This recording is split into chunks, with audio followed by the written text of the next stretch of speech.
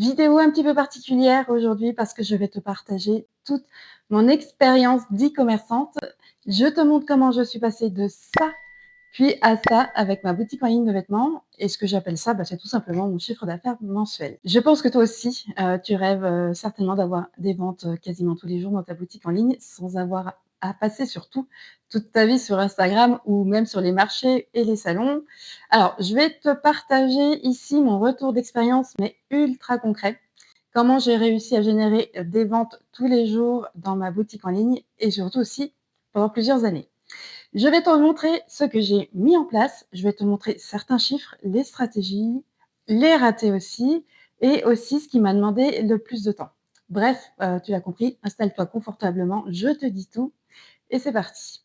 Avant de rentrer dans l'histoire des chiffres, et cetera, je vais balayer quand même, rapidement mon histoire. Si tu ne me connais pas trop, on va remonter quelques années. L'année 2011, j'étais donc salariée à un poste, communication, responsable communication, mais je stagnais. Enfin, en tout cas, je sentais que je stagnais à ce poste-là où j'avais déjà fait pas mal de tours et j'avais besoin d'un nouveau challenge, parce que c'est ce qui me motive et j'aurais pu trouver un nouveau boulot, tu vas me dire, mais non, parce que je vais te faire une confidence. Côté perso, avec mon mari, nous étions engagés dans une démarche d'adoption. Donc, nous allions accueillir un deuxième enfant et je ne me voyais pas dans ce contexte, et je pense que tu peux le comprendre, trouver un nouveau boulot. Alors, à ce moment-là, j'ai eu l'idée de lancer une boutique en ligne de vêtements.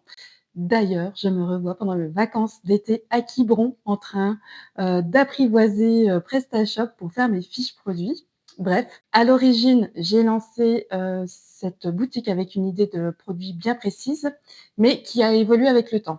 Et ça, c'est important de le dire parce que on ne démarre pas toujours avec la bonne offre ou le bon positionnement, mais l'important, c'est d'écouter son marché et d'ajuster au fur et à mesure. Ça, c'est vraiment un point à retenir pour toi.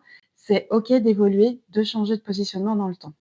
Pendant les 2 premières années, j'ai tout fait toute seule. Mon site, ma communication, mes fiches produits, mon SEO, et c'est bien après que j'ai décidé de me faire accompagner justement en référencement naturel. On y reviendra un petit peu par la suite, et c'est vraiment à partir de ce moment-là que j'ai commencé à comprendre comment faire venir les bons visiteurs sur mon site. Par la suite, mon site a été, repris par une agence qui a encore amélioré l'expérience utilisateur et l'efficacité, la conversion, de la boutique. Mais ce qui a vraiment fait la différence, ce sont toutes les fondations que j'avais posées bien avant. En termes de résultats, en 7 ans d'e-commerce, puisque j'ai géré ça de 2011 à 2019, j'ai connu des mois à 10 000 € de chiffre d'affaires. Attention, ce n'est que du chiffre d'affaires, mais aussi des mois à 2 500 €, même quand tout tournait bien. Ça, c'est aussi important de le rappeler parce qu'on peut avoir des cycles et c'est, totalement normal.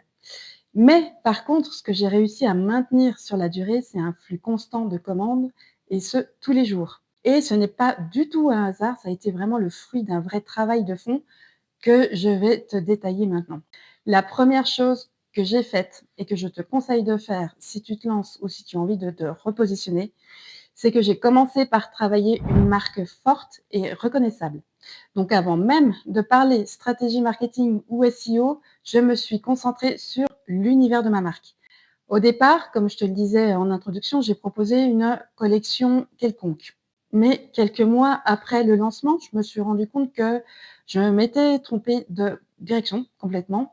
En fait, dans mon idée de départ, je voulais proposer une mode qui, justement, s'affranchisse de la mode, qu'on ne retrouve pas partout, en fait. Je voulais que mes vêtements soient, plus qu'un vêtement ou plus qu'un produit. Je voulais qu'ils portent un message, qu'ils reflètent une ambiance, une identité, et justement, c'est cette différenciation qui m'a permis d'attirer des clientes de cœur, fidèles et engagées.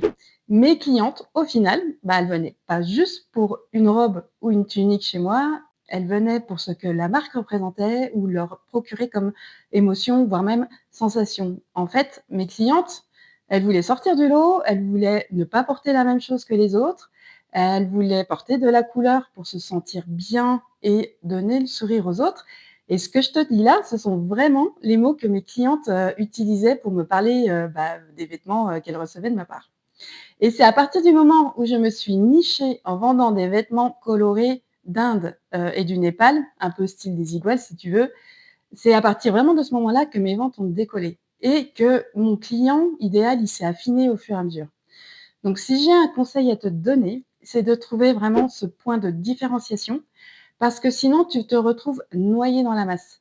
Donc ne passe pas trop de temps à étudier ton client idéal sous l'angle démographique, son âge, sa profession. Au départ, on s'en fout quand même un petit peu.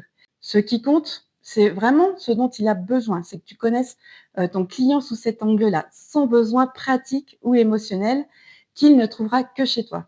Et ça, c'est à mon sens la base d'une marque forte qui va, se démarquer, on va dire, sur internet où, il y a énormément de monde, quoi.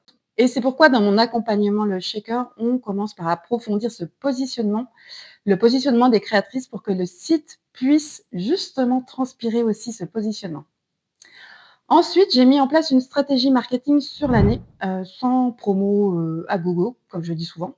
J'ai jamais voulu, vraiment dépendre uniquement, des promotions pour vendre. C'était vraiment pas, ma vision des choses. Même si c'était de l'achat-vente, il y a pas de raison à brader tout le temps ma marge.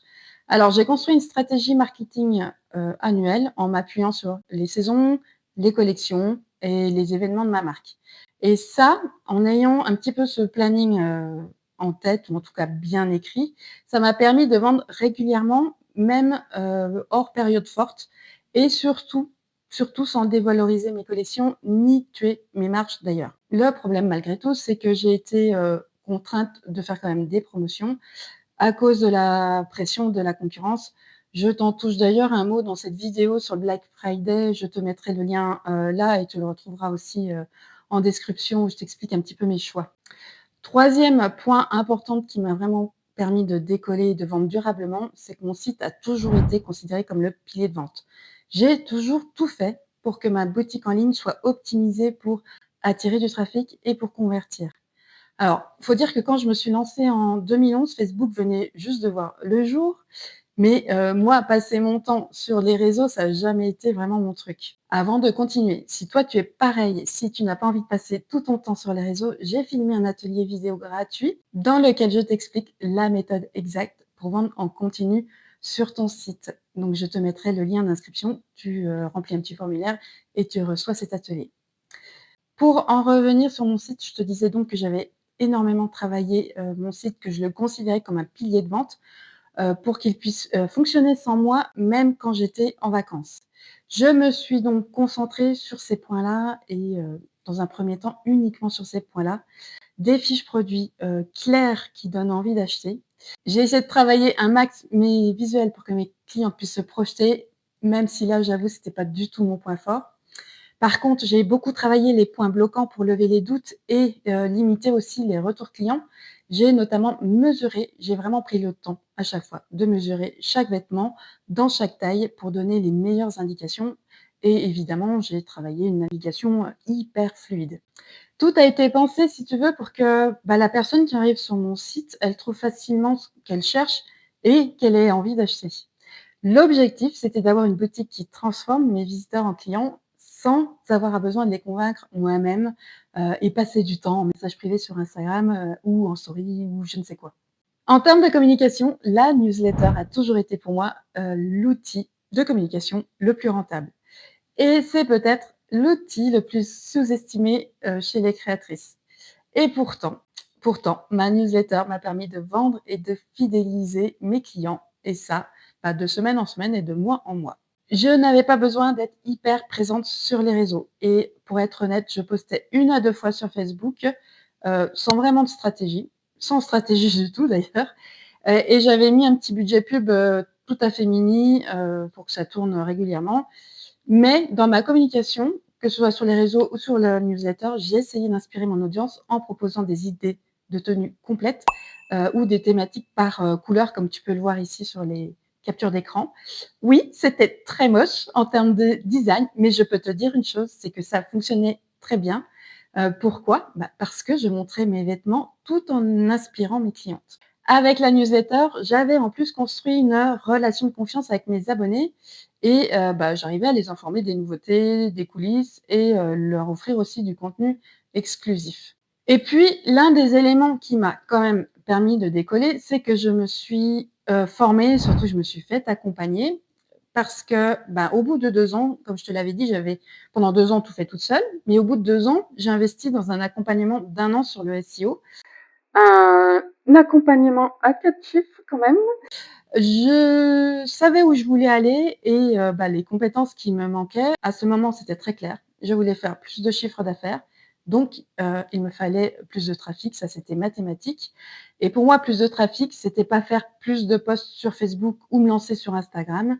Je voulais que mes clientes me trouvent, sur Google. Alors, le SEO, le référencement naturel a été une évidence. Tout ça pour te dire que tu ne peux pas être, bonne partout et c'est normal. Alors si vraiment tu veux donner toutes les chances à ta marque de décoller, bah, donne-toi les moyens de le faire. Et puis, bah, c'est tout finalement.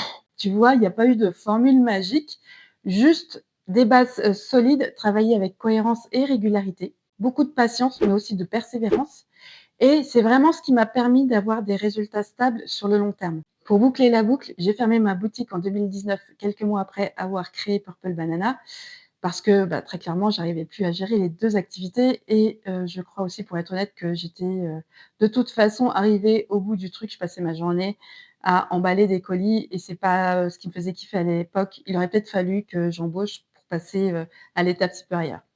Mais voilà, j'ai fait ce choix de fermer et de me consacrer à autre chose. Si je te partage tout ça, c'est surtout pas pour te balancer mes chiffres en plein dans la figure, c'est parce que je sais, à quel point ça peut sembler, flou ou compliqué quand on démarre de savoir, comment s'y prendre. Mais ce que j'ai envie de te montrer, c'est qu'à, chacun son échelle, il est quand même possible de générer des ventes régulières, même avec des créations, même avec des créations uniques, à condition d'avoir une vision claire et une stratégie adaptée à ton univers. Et si tu veux que je te détaille, ben, l'un de ces points dans une prochaine vidéo, par exemple, comment construire ton univers de marque, pour avoir une marque, forte et reconnaissable ou comment structurer, ta stratégie sur l'année, bah, dis-le moi tout simplement en commentaire. Et puis si cette vidéo, t'a inspiré, pense à t'abonner. Sache que sur cette chaîne, je publie régulièrement des contenus concrets pour aider les créatrices artisanes à vendre mieux en ligne et surtout sans s'épuiser, partout.